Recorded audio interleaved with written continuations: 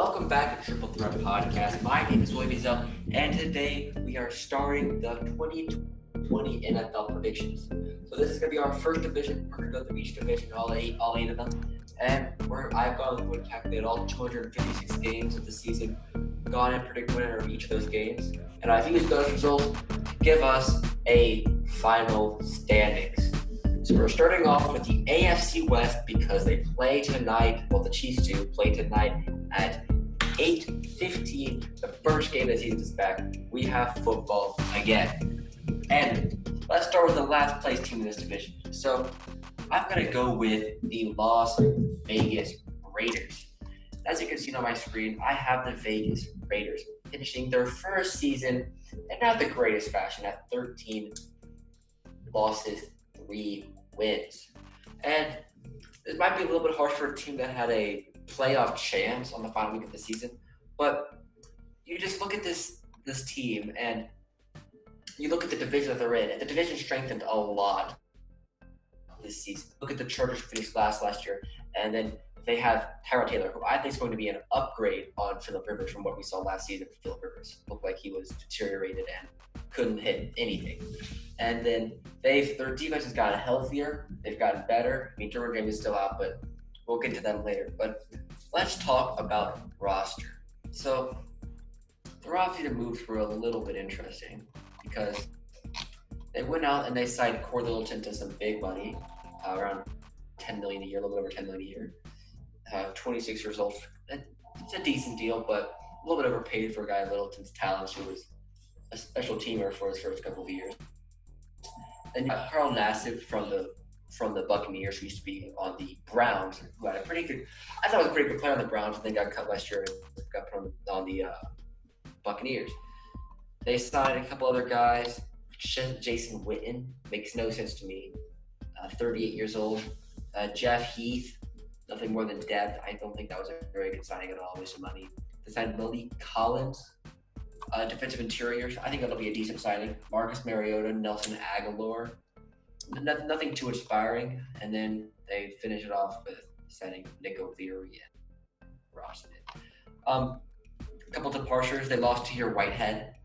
That was a very big loss for them. I think probably their best linebacker last year. They lost Carl Joseph. They lost DeAndre Washington. They lost Benson Mayowa.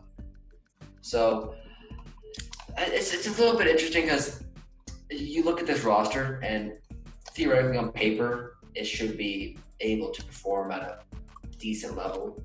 And they didn't have too many opt-outs that I'm aware of, because if you look at their opt-out list, it's just Ukeme Okue, DJ Killings, and Jeremiah Kaloga, who were only going to be big part players to begin with. So they didn't lose anyone there. The thing is just John Gruden play calling. Do you trust him? Do you trust Derek Carr at quarterback? And then do you trust this defensive group to hold together? And for me, it's really the secondary that does it for me. Because you take in, if they're a nickel personnel, which they probably are going to be because most of the league runs left personnel, if they keep LaMarcus Joyner a slot corner, it's not going to end well because he's a free safety, and that's the end of the day. And they already signed, or they already have Eric Harris playing safety there. They signed Jeff Heath to play there. Then you have Damon Arnett starting outside corner, which makes no sense to me why they drafted him in the first round. I had him as a third-round grade. We'll get to the draft in a second. They have Trayvon Mullen, the guy they drafted last year at Clemson on the other side. Another reach last year, another character guy. Not Damon Arnett's not a character guy, but Mullen was. The receiving core is very, very young. You have Hunter Renfrow filling in the slot role, who played well as a slot last year in very limited reps. Or not limited, 300 reps in the slot, which is a decent amount, and 100 outside. And then they bring in Henry Ruggs first year, who I thought was a little bit overrated, and a speed guy who, in my opinion, speed guys, we're going to draft in a second, but I think speed guys are a little overrated. And then they also have Braylon Edwards out of South Carolina at their other receiver spot. The offensive line is solid. How much I don't trust Richie Incognito to cut it at how old is he now? He's getting up there. He's at 37 this year, but he was really effective in the pass block last year at an 88.5 PFF grade, and that is just not going to stay the same. Hudson's getting older. Gabe Jackson was hurt a lot last year. Colton Miller was he had a decent second season. It was a terrible first year.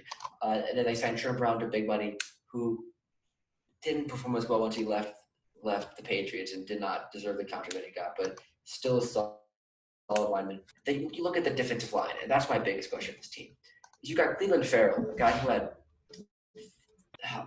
4 sacks last year, and you're probably going to want more of your 4th overall pick, and no defensive linemen don't get off the block strong in their first season.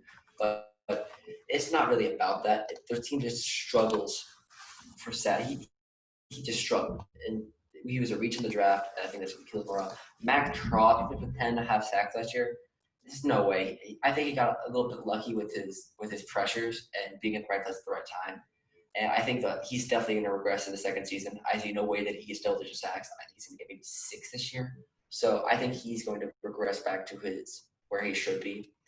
If I'm wrong, I hope I'm wrong about Max Crosby. I hope he's a great player. But 10 sacks as a rookie, you have to be an elite player to do that. I don't think his pressure rate is very indicative. We'll go to the defensive metrics soon. And then you got in your interior Malik Collins they signed, and then Maurice Hurst, which is a good player, but he does have heart issue. I think Maurice Hurst would steal the draft and is a great player. And then you look at their linebacking core, Nick Kwiatkowski. I don't know who this guy is. And I follow a lot of football. I mean, okay, obviously I've heard of it, but I'm not – it's not the most awe-inspiring defensive line and defensive unit. So in a division where you have teams like Denver, who have Jerry Jeudy, Colton Sutton, they also brought in I forget his name, KJ Hamler. They also had some pretty decent receivers last year that alongside something like Deshaun Hamilton and Tim Patrick. So you look at a team like that, you look at Kansas City, and then I just don't see who's going to be covering Fant, Henry, and Kelsey. Who's going to be covering those great receivers that are in the division. I just don't see the way. Then you look at their strength of schedule, and Las Vegas have a strength of schedule of 29 worst in the league, average opponent win rate projected by Vegas. So the way I look at strength of schedule is not based off last season's results, because you have teams like the Chargers who have only had 5 wins, who definitely did better than that. And then you have teams like New England who had 12 wins. And people argue that they're not going to get 12 wins. We'll get to that by projections. But this is based off Vegas win totals. So Vegas' strength of schedule is a 52% win rate. So that's how many wins their opponents had last season. So they have a really, really tough schedule this year. And I just don't think being in a new environment, being with no fans, I just don't think that Vegas are going to be able to compete in this division. And then let's move on to their draft, because their draft was it was interesting to say the least. So in the first round, with their first round pick, they drafted Henry Ruggs. And I'll start with my speed receiver a little bit. There wasn't a single speed receiver that had 1,000 yards last year. I know Tyreek Hill is hurt, and he's one of the top 5 receivers in this league, or top 10 receivers at least. I think he's a game breaker. But Henry Ruggs, he's more than a speed guy, for sure. But speed guys have, injury problems. They're not consistent. And out of my receivers, what I want and then value is consistency. And you look at the best receivers in the game. You got Julio Jones. He could get you a first down. You need a first down? Throw it to Julio. You got Michael Thomas, Chris Godwin, DJ Moore, Mike Evans, all of the NFC South. Those guys are incredible. DeAndre Hopkins, Devontae Adams. The best receivers in the league are the ones that do it on a consistent basis, the ones that get you first downs when you need them. And they provide great additions to their offense. And I think if you look at guys, when you have more speed guys, look what happened to the Eagles last year. When they had Deshaun Jackson out. They had everyone out. They were relying on Nelson Aguilar for most of the year. So they had Josh McCown come in at receiver at some point. So I think speed receivers are an overvalued commodity. Yes, each team needs someone that can take the top off the defense, but having your primary guy being a speed guy is not the biggest indicator for success, in my opinion. You got to have someone game-breaking like Tyreek Hill, who's really, really defined the mold. You got to have a diverse profile. And I think that Henry Ruggs, when you take the step up to the NFL, I don't think he's going to be able to cut it as well. I think he'll be a fun guy to watch for sure, but I don't think his production is going to generate wins. Then you got the next pick, Damon Arnett. I had him as a 3rd round grade. They drafted him in the first. I think he had character issues. I don't even know why the Vegas drafted him because they were drafting a bunch of character guys. He plays primarily slot. He's not the greatest. He's not the most athletic. He doesn't have the best production in college. So I have no idea why they drafted him. Then you got their third-round pick, Lynn Bowden Jr., who they traded for a fourth-round pick and potentially they'll get a conditional sixth. But or potentially they'll get a conditional sixth. But trade a fourth-round pick for a guy you drafted in the third round, a guy who had a bad camp, but you can't pinpoint a guy who had a bad camp in a year like this, where you have extremely limited opportunities to shine, an extremely small window. There's no rookie training camp. There's no TAs. I just don't think that this is a great move. He's a guy that could have been a productive asset. Then you've got Brian Edwards, who's a good pick, and I think will be probably their best receiver this year. I think so. I think Brian Edwards, he's not my highest receiver on the board, but I still look at him as a decent prospect. I mean, I think I had him. I forget where I had him in my rankings, but I think I had around 19, or not 19. I think I had around like 16, right behind KJ Hill, Ohio State, or right behind KJ Hamler. So, I was the highest on Brian Edwards, but I think he'll do a good job with Vegas and with the weapons that they have. You've got Tanner Muse, John Simpson, the Clemson guys. They're not going to have an impact. I think Tanner Muse is probably going to start for Vegas over someone like Eric Harris, but it's neither here nor there. But then you have their seventh-round pick, or sixth-round pick, Amik Robertson, who was their best pick, who is an incredible slot corner and probably should start over Marcus Joyner if you want to put it back to free safety. So probably going to be their best corner this year if they play much slot, but knowing John Irving probably can play outside corner. So, and then let's look at their offensive line metrics. So if we look over at Oakland over here on the offensive line metrics, the offensive line was a good unit last year, but they did not have a successful. So I'm using some information about a success rate over average based on direction of run. So whether they're running to the outside, inside the A gap, into the B gap, inside the C gap.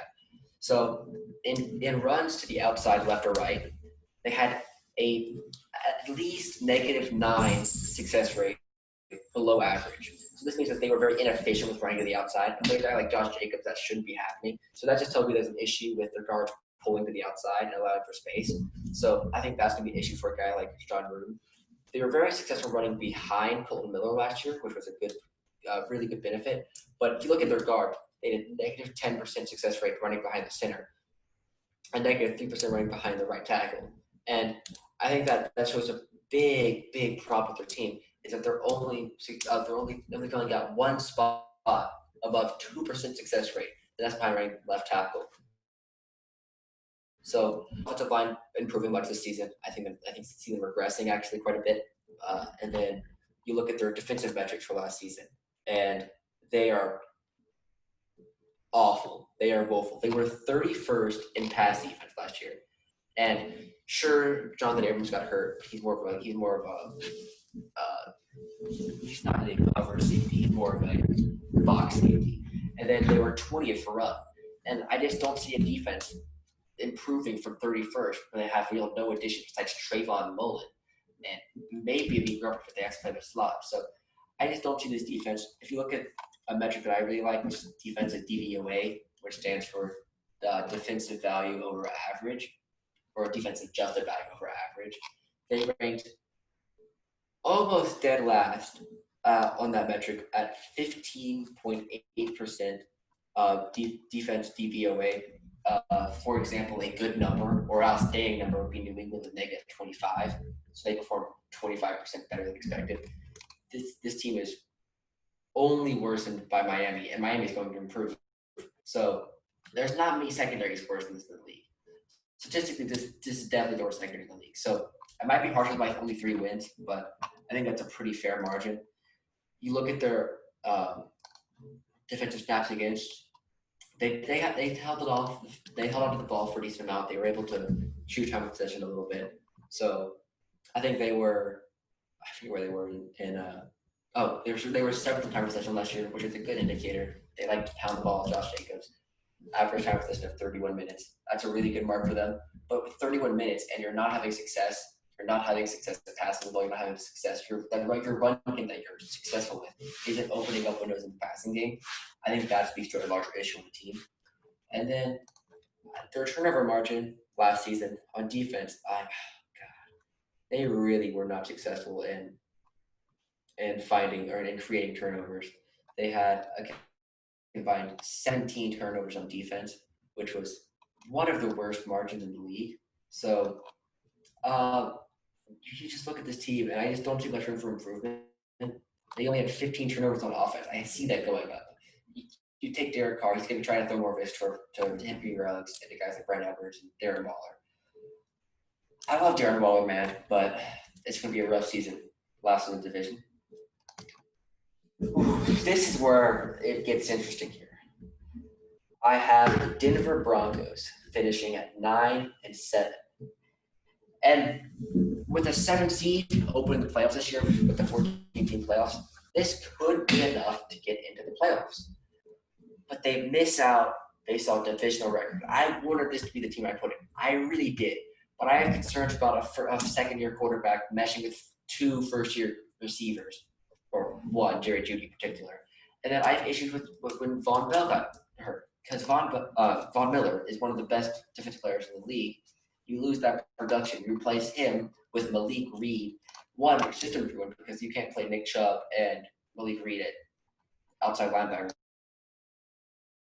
Because Malik Reed's been, and I don't think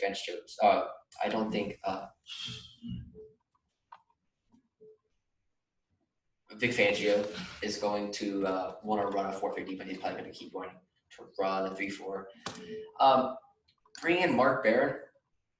Let's get to their free agency moves, because I think it was a really good free agency for them. They bring in Graham Glasgow, who's probably going to switch over to left guard or right guard. They brought in Melvin Gordon, Nick Van Nett. So Melvin Gordon, I think it's a really good signing. Pretty good money as well.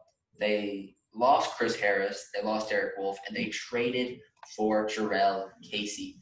So I think that Jarrell Casey move is going to be very beneficial for them, because last season they ranked on defense as a decent group. They ranked as the 15th best run defense. You bring in Jarrell Casey, you pair him up with Draymond Jones, and then I think you got a pretty solid defensive front there to stop the run. I think they're going to be a top 10 run defense this year. So I'm excited by that group. Yeah, as well. I think that's going to be really cool for really good signing, because you look at their secondary from last season, and it wasn't great. Bryce Callahan didn't play much. He didn't play at all last season. You have guys like Devontae Harris, who they brought in. Not convinced of him. They're probably going to rely on OJ Ojemudia from the draft they got out of Missouri, I believe. To look at their secondary, and their safeties are really great. Kareem Jackson, you can even move him to corner if you want. And then Justin Simmons is just an incredible player. He's a top 5 safety in this league. And then you have one notable opt-out, and Juwan. It's Juwan James, and I think that's going to be a big loss at right tackle. They're going to have to replace him with Elijah Wilkinson. And although he's played average when he's come in, I think it's going to be a big step down. And really rely on Garrett Bowles at left tackle. Dalton Reisner, Glasgow, and Cushionberry, I think, create a pretty incredible interior if you want to have like a nice power zone run scheme. I think that's going to be great for Philip Lindsay and Melvin Gordon. I think that's going to be really important for them. And then you got great weapons. Fant, Sutton, Handler, Jeudy. It was a really, really good offseason for them, and they really improved. And I want it to be my darling team this year. I want it to be my playoff team. But the cookie crumbled. They have a really tough division, and they just didn't make playoffs. So let's go to the draft real quick, because the draft is where they had a great draft, in my opinion. So first round, Jerry Jeudy fell into their hands. And he's the best receiver from this class, without a question in my mind. I think he's just a great technician, and I think that's going to be a great asset to Drew Lock. He had that intermediate game. He's going to have a great partnership with Cortland Sutton. That in 3 years' time, 2 years' time, I think that's going to be one of the best duos in the league. Chris Godwin, Mike Evans type. Incredible steal for them. They were trying to trade up for him. I think this is great value for them. KJ Hamler was a great speed addition. I think that you need one speed guy. Came in the second round. A little bit of a reach for KJ Hamler, in my opinion. I think he's going to be a valuable part of this offense because as a third option and scaring the defense, trying to take the top off, opening up space for Sutton and for Judy. That's how a speed guy should be used. I think that's really great. And they got Michael Achamudier from Iowa. My apologies there. A decent cover corner on the outside. I think Iowa corners have produced pretty well the past. Look at Desmond King. You also look at Josh Jackson, the Packers quarterback they drafted in the second round, who's flamed out of the league pretty quickly. Lloyd Cushenberry was an incredible pick. I think he's one of the best. I thought he was the best center in this draft. I think his power and his ability to carry a run scheme is going to be incredible for him. He's proven at a high level. He's gone against some really great competition. So having a short offseason will be good for a guy like him and a lot of guys for the SEC. You got Talbot Ageem out of Arkansas who would provide good depth on the defensive line. Defensive line depth is always valuable. Then you got Albert Okwuegbunam. I'm not gonna be able to. I had that a while ago after the draft. I was trying to remember pronunciations. Okwuegbunam. I think that's a really good pick for them. I don't think he was overrated. I think he was a little bit overrated in the draft, but you pair him with his college quarterback, and he probably has a second option behind Noah Fant. His athleticism is just outstanding. Then you got Netanya Muti at pick 181, which is an incredible value for a guy who probably has the best highlight tape of any offensive lineman in history. Just watch his Fred Dorsey highlights because they're incredible. I think they tried playing him at left tackle at one point. Maybe he could try and fill in at right tackle, but he does have a little bit of an injury concern. Maybe you could fill him in as a Dalton Reisner and then put Reisner out at right tackle. So there's little ways you can shift it. I think he's going to be great depth for them. And then we go to their strength of schedule, and it's not favorable. It's tied 28. It's a tough division, as I said. So as much as I wanted to put them in the playoffs, they got a lot of metrics going against them. I think Drew Lock's a star, but I think he's got to work on his confidence a little bit, really just trusting his arm and really just trusting his weapons around him. I don't know about having that connection of trust yet because he showed a little bit of hesitance in the Chiefs game, but I think he's an incredible player. I had him as my second quarterback, 10th overall for the Broncos in my mock draft 2 years ago. So I think he's going to be a star this year. I've drafted him in my fantasy leagues. I really like Drew Lock. And then you look at their defensive metrics. I think that Vic Fangio's really going to solidify this group this year. So last year, Denver ranked 13th, 14th in pass, 15th in rush, as I said earlier. I see nowhere but up for both of those units. The secondary is much improved with Agent Bouye. I expect him to get back to his Houston and Jacksonville best. I really think that their secondary is great. Their safeties are great. They've got a decent defensive line. Von Miller really hurts them. If they had Von Miller, I would be hammering this team. Anyways, you should hammer the over because their win total for this season is at plus 7.5. And even I think they're going to hit 8 at least. It's a good line set, but I think that's the over for sure. And then we can look at their offensive line metrics and really see how we don't really know how Juwan Jennings is going to hinder them because they didn't play last year, and they paid a lot of money for him and he hasn't played. So their offensive line, it's a good interior. I think they improved it with Cushenberry, and they were great running it to the left last season, plus 18% running it behind Dalton Reisner and at the B gap on the left B gap. They ran it 5% save success rate. This success rate over average going behind the left tackle. A little bit concerning on the outside, both negative, but not too bad. And then running behind the right guard with a negative 17%. You put in a very accomplished player like Graham Glasgow there. I think that's going to get bumped up. That'll also help running through the right behind the right tackle when you have a guy like Graham Glasgow right there. I think this running game is going to be really powerful. You counter that run game with a great pass game. That's going to take the pressure off your lock. It's going to be great for Cold Sutton. There is the news that Corn Sutton did have a shoulder injury today, and that is slightly concerning as well for me. And that is going to have more reliance on those two rookie receivers. So I really am hoping the best for Cortland Sutton because I think he's going to be a great player. I think he was a top 10 receiver last year, and just one more year under with a quarterback, I think that's going to be great for him. But I just they got injuries against them. They've got schedule against them. It was a really tight decision. But I just at the end of the day, their division record put them right behind another team we'll get to. And that team is the Los Angeles Chargers. And yes, they are back, have as a playoff team, and know that Derwin James' injury is not the deciding factor. It was a scary factor because Derwin James is probably the best player on this team. No, he is the best player on this team. He is incredible. I am the biggest fan of Derwin James. I think he is probably one of the only safeties that deserves a huge contract because what he does is just. And you look at that whole defense. It was a top defense last year. I mean, they didn't perform as well as they probably should have because if you look at their statistically, they're probably in DVOA, defensive adjusted defensive value over average, 23rd in rush, 25th in pass. You look at them. They bring in Chris Harris Jr. to play slot. You pair that with Desmond King, Casey Hayward. You've got one of the best secondaries. You've got Mr. Adderley, who should improve from the second year after they drafted him in the second round from Delaware. Then you have a new linebacking core. You have Kenneth Murray, and then you have a Holy Gilman. So I thought that was two really good draft picks there. We'll get to the draft in a second.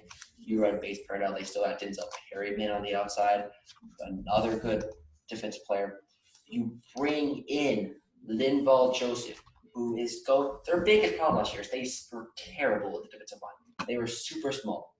Their biggest tackle was probably the guy that they drafted out of Notre Dame in the first round. Ooh, I'm blanking on his name. Jerry Tillery, I thought he was a really great player. He really underperformed last year. They did not put him in system to succeed as a sole nose tackle last year by himself. You pair him with Linval Joseph, and you've got a scary group. You've got Melvin Ingram and Joey Bosa still. Great defensive lineman. And then you bring in Brian Bulaga, you bring in Try Turner, and then you much improve that offensive line. You've got your left side sorted, Pouncey, Turner, Bulaga. You have Tyrod Taylor now as your quarterback, who, as I said, I think is an upgrade. Austin Eckler doesn't have to worry about Melvin Gordon behind him. He could be a star. Hunter Henry's healthy.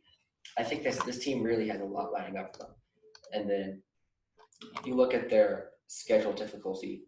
It's all right. I mean, it's nothing. It's tied third. It's the third easiest schedule in the league. And you compare that to guys like Vegas and Denver, who are at 28th toughest in the league. It's really going to be a nice schedule. They were last place in the division last year, so they're going up against really poor teams last year. They're going to be going up against types like the Bengals, who should be improved, and I'll get to that later. They're going to go up against the Miami Dolphins. They're going to be going up against the Jacksonville Jaguars. So they've got a much easier schedule than people think that they do because they were 12-4 the year before. So I think this is a sleeping team. I think this team's really going to blow up. And then let's get to their off-season moves. As I said, they brought in Linval Joseph from Minnesota, one of the biggest defensive linemen in the league. And that was a great signing. They bring in Chris Harris. They re-signed Henry, brought in Bulaga. They lost Phil Rivers. They lost Thomas Davis. They lost Melvin Gordon. They lost Derek Watt. I mean, I think a fullback really important, but and they also lost Travis Benjamin. So they lost some older pieces to their defense, and they lost Melvin Gordon, who they found a replacement for, and they paid in Austin Eckler. And I think that was a great decision. So let's get to their draft because their draft was interesting to say the least. What I really wanted to see was instead of taking Justin Herbert at 6, is they take Isaiah Simmons, because that would have been the perfect piece. He would have been the Derwin James 2.0. whichever one you play at safety, you put the other one at linebacker. I thought they would have had a great time at that defense. It would have been incredible to see. But it wasn't to be, and they picked Justin Herbert. And my only concern is if they put Justin Herbert in, because he doesn't have the leadership, he does not have the decision making yet, he doesn't have the awareness yet. They need to have Tyrod Taylor play the whole year. They need to rest him. They cannot play. He's got talent, but he is not ready to play, not even close. So they needed to rest him. At pick 6, it was a huge overreach. It was a huge just bank on talent. We need a quarterback. Well, you really didn't need a quarterback when you have Tyrod Taylor. Then they traded up ahead of the Saints to get Kenneth Murray, who should be a good addition to their defense, should be helpful in that run game. Not the best cover linebacker, but he can pull a capable shift there. Although they paid probably a little bit too much there. Then they have Joe Reed and KJ Hill, two really good. Joe Reed's more of a playmaker. KJ Hill's a really good slot receiver. And with the injury of Mike Hill, I think KJ Hill could take a pretty decent role as slot receiver at the beginning of the season. Joe Reed's a playmaker. He'll be probably really good at punt returns. Then you have a Holy Gilman, a safety at Notre Dame, who could come in and play linebacker. I think that's a really good draft pick. I really like the Holy Gilman. I gave that pick a B+. I gave KJ Hill an A-, and then I gave the other two picks a B, and then Justin Herbert gave a D for value, but overall a C+ pick. So a good end of the draft, a little bit of a questionable start of the draft, but I really do like this team. They're much improved offensive line, and it's a lot of change, so you really can't look too much into the metrics there. But the metrics last year were a little interesting, a little suspicious. So if you look at their success rate over average on their offensive line, it was positive everywhere, but besides where their right guard was and where their left tackle was. So that is, I mean, they were great running ball last year, and you can see that in their success rate, plus 6% behind in the wide left, plus 6% behind Mike Pouncey, plus 4% behind Lamp, or where they had left to guard, and plus 3% behind right tackle. So I think the offensive line was decent last year in the run game, not very great in the pass game, but they will improve drastically this year, and I have faith in this team to improve both defensively and offensively. This will be a top 5 defense for sure, and they will definitely carry this offense. So overall, I think it's going to be a really good season for the Chargers. Moving on, we have the unquestionable division champs. I have them winning tonight. It's the Kansas City Chiefs. And I'll make this one a little quick. No one can score. No one can outscore them. I know their defense is not great, and I'll get into that. But no one's going to outscore them. Here's my problem with the Chiefs' defense. Although it doesn't matter. They've got Davies Ward at one corner and Rashad Finn on the other. They lost Kendall Fuller, who was their best corner last year to Washington. I don't know why he went back to Washington, but that's his choice. They have Okafor coming back on defense, which is going to be a plus. Frank Clark's going to be healthy for the whole year, although I think he is really overpaid, and they probably need to shift his contract very soon. Anthony Hitchens was not a great linebacker last year, and Damian Wilson was not a great pickup. Juan Thornhill, it will be healthy this year towards ACL last year. Tyrann Mathieu was always great. He always played John slot corner.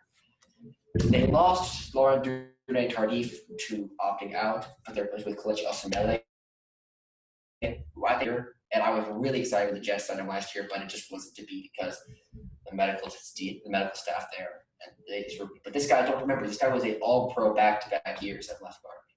So if he's back to his best, I see no reason why their new running back, Clyde Edwards-Helaire, Clyde the Glide, will not have a great season. They've got Mahomes, they've got Kelly, they've got Schwartz, they've got Jones. Schwartz is probably the second best right tackle in the league behind Ryan Ramczyk, and that's not me being biased. Ramczyk is probably just the best right tackle in the league. And their defense looks solid with their safeties, terrible with their corners, but at this point, you're not going to outscore the Chiefs. The Chiefs have confidence they're riding. So let's get to their offseason, because their offseason was pretty interesting. So they brought in Bashaud Breeland, which should be some decent depth at corner, but not a great player. They re-upped DeMarcus Robinson. They brought in Mike Rimmers. They brought in DeAndre Washington. They lost Kendall Fuller, Reggie Ragland, and Emmanuel Ogbah.